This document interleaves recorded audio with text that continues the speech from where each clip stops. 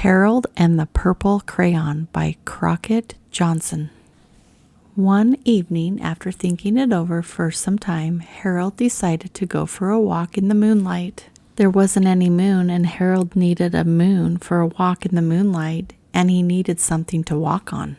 He made a long, straight path so he wouldn't get lost, and he set off on his walk, taking his big purple crayon with him.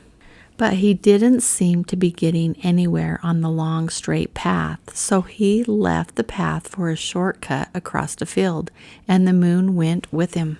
The shortcut led right to where Harold thought a forest ought to be.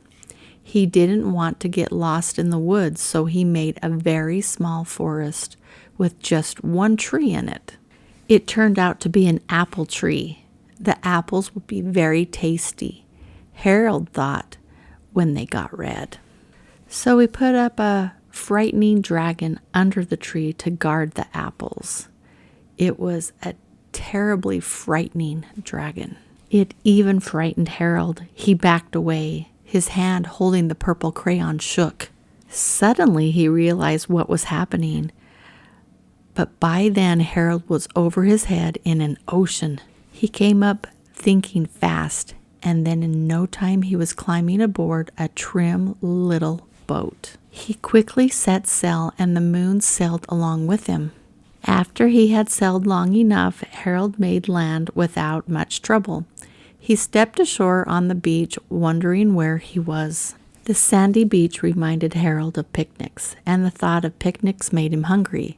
So he laid out a nice, simple picnic lunch. There was nothing but pie, but there were all 9 kinds of pie that Harold liked best. When Harold finished his picnic, there was quite a lot left.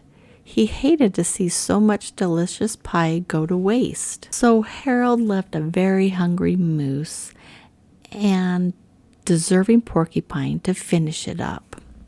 And off he went, looking for a hill to climb to see where he was. Harold knew that the higher up he went, the farther he could see, so he decided to make the hill into a mountain. If he went high enough, he thought he could see the window of his bedroom. He was tired, and he felt he ought to be getting to bed. He hoped he could see his bedroom window from the top of the mountain, but as he looked down over the other side, he slipped, and there wasn't any other side of the mountain. He was falling in thin air. But luckily, he kept his wits and his purple crayon. He made a balloon, and he grabbed onto it. And he made a basket under the balloon big enough to stand in. He had a fine view from the balloon, but he couldn't see his window. He couldn't even see a house. So he made a house with windows, and he landed the balloon on the grass in the front yard. None of the windows was his window. He tried to think where his window ought to be. He made some more windows. He made a bigger building full of windows. He made lots of buildings full of windows. He made a whole city full of windows. But none of the windows was his window. He couldn't think where it might be. He decided to ask a policeman. The policeman pointed the way Harold was going anyway, but Harold thanked him. And he walked along the moon, wishing he was in his room and in bed. Then suddenly Harold remembered. He remembered where his bedroom window was when there was a moon.